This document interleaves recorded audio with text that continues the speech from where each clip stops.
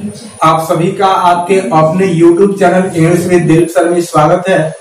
तो दोस्तों, आज का जो हमारा टॉपिक है वो बहुत ही इम्पोर्टेंट है आपके स्पोकन इंग्लिश के लिए। तो दोस्तों, आज हम लोग वर्ब टू बी में अगले वर्ब को लेंगे जो आपका होगा शैल बी विल बी। तो दोस्तों, आगे बढ़ने से पहले यदि अभी तक आप मेरे चैनल को सब्सक्राइब नहीं किए हैं तो सब्सक्राइब कर लीजिए और हाँ, बेल आइकन को भी प्रेस करना ना भूलें ताकि मैं कोई भी नई वीडियो अपलोड करूं तो वो सबसे पहले आप तक पहुंचे। तो दोस्तों, चलिए अब आगे बढ़ते हैं। तो चलिए दोस्तों, आज के अपने इस वीडियो को शुरू करते हैं। जैसा कि आप जानते हैं कि आज हम लोग अपने इस लेक्चर में वर्ब टू बी का अगला पॉइंट पढ़ेंगे, शैल बी विल बी। तो दोस्तों, हम शैल बी विल बी का प्रयोग कहाँ करते हैं, सबसे इम्पोर्टेंट बात है। तो आप लिख लीजिए इस बात को और याद रखिएगा कि जब किसी वाक्य में एक ही क्रिया हो और उस वाक्य के अंत में गागेगी हो और उस वाक्य से होने या बनने का सेंस हो, अर्थात उसमें कोई एक्शन नहीं हो, जैसे वह कल आएगा ऐसा नहीं हो, वो महान बनेगा। तो इसमें बनना है और आएगा तो उसमें एक्शन हो रहा है, जैसे वह महान बनेगा, वह थका हुआ होगा। तो होने या बनने का सेंस हो तो हम शैल बी विल बी का प्रयोग करेंगे और इसके बाद आपका नाउन या एडजेक्टिव आएगा। दूसरी बात दोस्तों, इस वाक्य में जिस स्थिति की हम बात करते हैं वो भविष्य में अस्थायी से बने रहने की संभावना होती है, इसीलिए हम शैल बी विल बी का प्रयोग करते हैं। तो दोस्तों, आप जानते हैं कि कोई भी ट्रांसलेशन बनाने से पहले सबसे पहले स्ट्रक्चर को समझना होता है। तो चलिए हम एक स्ट्रक्चर लेते हैं आपके लिए और यह आपका असर्टिव होगा। जैसे आप जानते हैं कि सब्जेक्ट प्लस शैल बी या विल बी प्लस नाउन या एडजेक्टिव। तो आप पहले से ही नाउन एडजेक्टिव को पढ़ रहे हैं, आपको समझ होगा कि नाउन क्या होता है, एडजेक्टिव क्या होता है, तो सब्जेक्ट क्या होता है दोस्तों, जिसके बारे में हम बात करते हैं। तो याद रखिएगा, शैल बी विल बी का प्रयोग कब करेंगे, इसके बाद नाउन आएगा या एडजेक्टिव आएगा, इस वाक्य से होने या बनने का अर्थ आएगा, सेंस आएगा।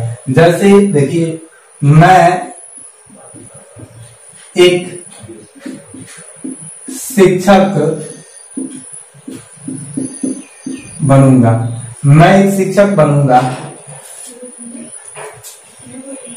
मैं एक शिक्षक बनूंगा। तो यहां पे देखिए बनना है, इसमें कोई काम नहीं हो रहा है। तो मैं आई बनूंगा कि यहाँ पे आएगा आपका shall be.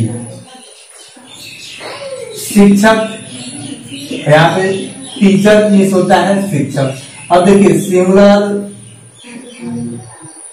Singular countable noun हो तो उसके पहले आर्टिकल आपको लगाना होता है। यहाँ पे एक नहीं भी लिखा होगा, जैसे मैं शिक्षक बनूंगा, तब भी आपका ट्रांसलेशन होगा आई शैल बी अ टीचर।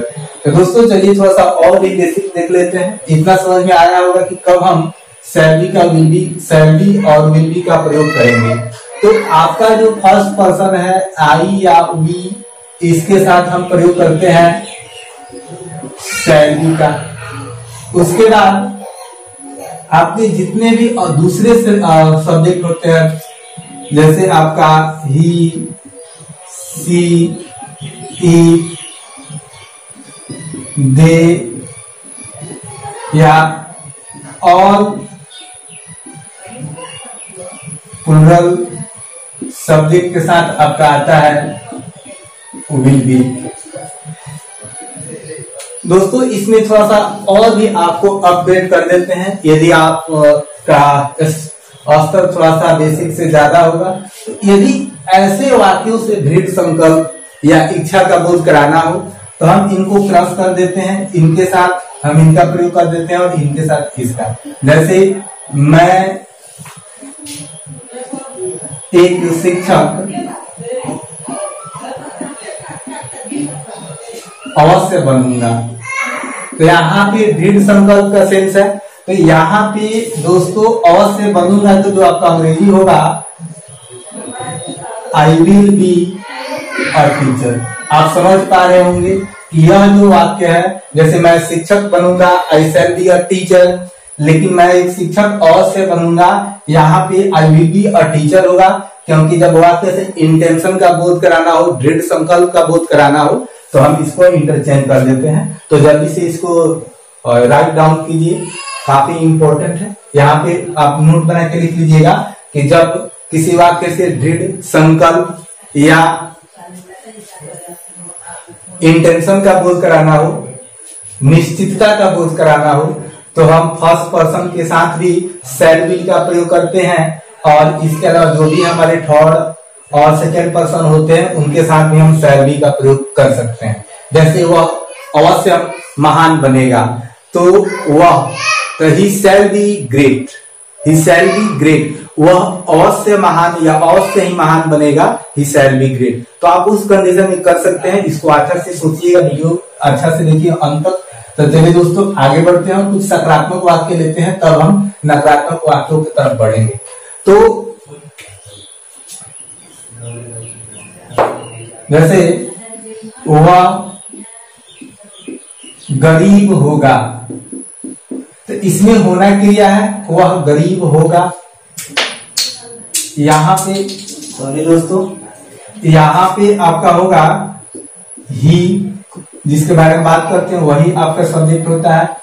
होगा का क्या होगा, विल बी। पुअर का क्या होता है, गरीब। तो दोस्तों इसके पहले हम आर्टिकल का प्रयोग क्यों नहीं किए, इसको ध्यान रखिएगा।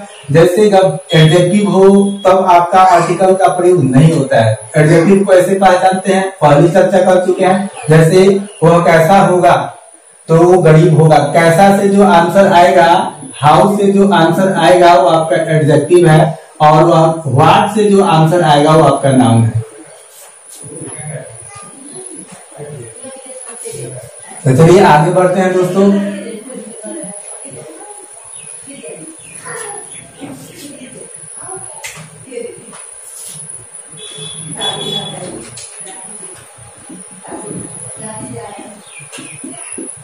वे लोग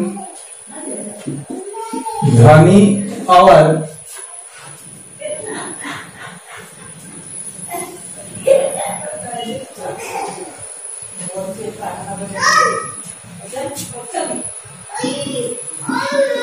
आज्ञाकारी होंगे। दो वर्ड है, आज्ञाकारी का आपका होता है ओबेडिएंट होता है, ओबेडिएंट मीन्स होता है आज्ञाकारी। तो वे लोग का दोस्तों होता है आपका दे, सब्जेक्ट हो गया। होंगे का विल बी, ध्वनि का क्या होता है रीच एंड ओबेडिएंट। तो दोस्तों आपको समझ में आ रहा होगा। अगले सेंटेंस की तरफ बढ़ते हैं।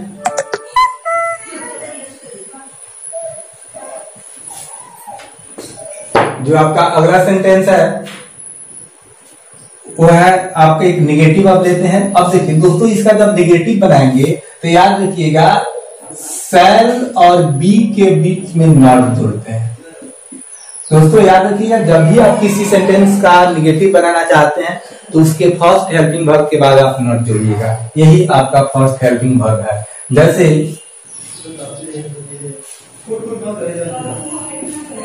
वह उसके साथ खुश नहीं होगी, वह उसके साथ खुश नहीं होगी। तो दोस्तों वह सी होगी का सी विल, नहीं सेंस है तो आपका याद रखिएगा परीक्षा में अक्सर आप गलती कर देते हैं। विल और बी के बीच में आपका नॉट आएगा, सी विल नॉट बी हैप्पी। तो यहाँ पे आ गया आपका हैप्पी साथ विथ उसके हिम, वह उसके साथ खुश नहीं होगी। तो दोस्तों इसी सेंटेंस का इंट्रोगेटिव करते हैं और पूछते हैं कि क्या वह उसके साथ खुश होगी, और तब आपका आ जाएगा क्वेश्चन मार्क। जल्दी से लिखिए, क्या वह उसके साथ खुश होगी। तो जब आप जानते हैं दोस्तों, जब आपकी हिंदी वाक्य की शुरुआत क्या से हो तो हम अपने इंग्लिश सेंटेंस की शुरुआत हेल्पिंग वर्ब से करते हैं और इसी के अनुसार आपका आएगा हेल्पिंग वर्ब और सिर्फ पहला हेल्पिंग वर्ब आपका आएगा बाहर। तो यहाँ पे कैपिटल से शुरू करेंगे, will she be happy with him. दोस्तों आप इसके बहुत ज्यादा सेंटेंस यूज कर सकते हैं, जैसे क्या हुआ, अपने पति के साथ खुश होगी, तो यहाँ पे होगा will she be happy with her husband. क्या हुआ, अपने परिवार के साथ खुश होगी, तो will she be happy with her family. क्या हुआ, अपने परिवार के साथ खुश नहीं होगी, तो आप बोल सकते हैं won't she be happy with her family या will she not be happy with her family. तो यहाँ आपको समझ में आ रहा होगा। आगे बढ़ते हैं और अपने अगले सेंटेंस को देखते हैं। यहाँ पे बोलेंगे जैसे भिखारी अवश्य ही प्यासा होगा। तो दोस्तों अब इसको समझिए। अब ये सेंटेंस में थोड़ा सा आपका श्योर एंड सर्टेनिटी है, निश्चितता है। तो यहाँ पे हम किसी खास भिखारी की बात कर रहे हैं, द बेगर। अब इसके साथ आप शैल बी का प्रयोग करेंगे, शैल बी थर्स्टी। भिखारी निर्दोष होगा, भिखारी निर्दोष होगा या अवश्य ही निर्दोष होगा, तो the beggar shall be innocent. तो दोस्तों आगे बढ़ते हैं और एक WH इंट्रोगेटिव लेते हैं।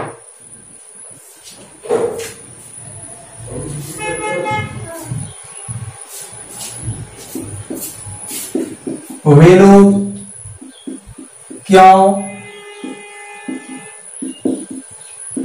अशिक्षित होंगे। तो जब आपकी हिंदी वाक्य के अंदर प्रश्न सूचक शब्द आ जाए, क्यों, कहां, कब, तो उसी वाक्य से हम अपने इंग्लिश सेंटेंस की शुरुआत करते हैं। इसको पहले दिन हम बड़े ही अच्छे से सीखे थे। तो यहाँ पे हो जाएगा आपका व्हाई और इसके अनुसार आएगा आपका हेल्पिंग वर्ब। तो आएगा why will they B illiterate. तो दोस्तों इस प्रकार से आपके शैल बी विल बी का प्रयोग समाप्त होता है। अब आपको करना क्या है, इसको अच्छा से सीखने के लिए कुछ वर्ड दिए गए हैं, इनमें इसे अच्छा से आप ट्रांसलेशन बनाइए। सेंटेंस यूज के लिए अपने डे टू डे लाइफ में। पुअर मिस होता है दोस्तों गरीब, जल्दी से जो वर्ड मालूम नहीं वो लिख लीजिएगा। पुअर मिस होता है गरीब, रिच मिस धनी, हैप्पी मिस खुश, टॉल मिस लंबा, रेडी मिस तैयार, थर्स्टी प्यासा, बेगर भिखारी, ऑब्सेंट अनुपस्थित, इनोसेंट निर्दोष, डीफ बहरा, लैम लंगड़ा, लिटरेट शिक्षित, इसका अपोजिट इलिटरेट अशिक्षित, टायर्ड थका हुआ, हैप्पी प्रसन्न, ओबेडिएंट आज्ञाकारी, डिसअपॉइंटेड निराश, लीडर नेता, इंजीनियर अभियंता, विथर्ड मिस मुरझाया हुआ, जैसे फूल मुरझाया हुआ होगा, रॉन्ग गलती, ग्रेट महान। तो दोस्तों वीडियो को अंत तक देखने के लिए आप सभी का तहे दिल से शुक्रिया। Thank you, have a nice day.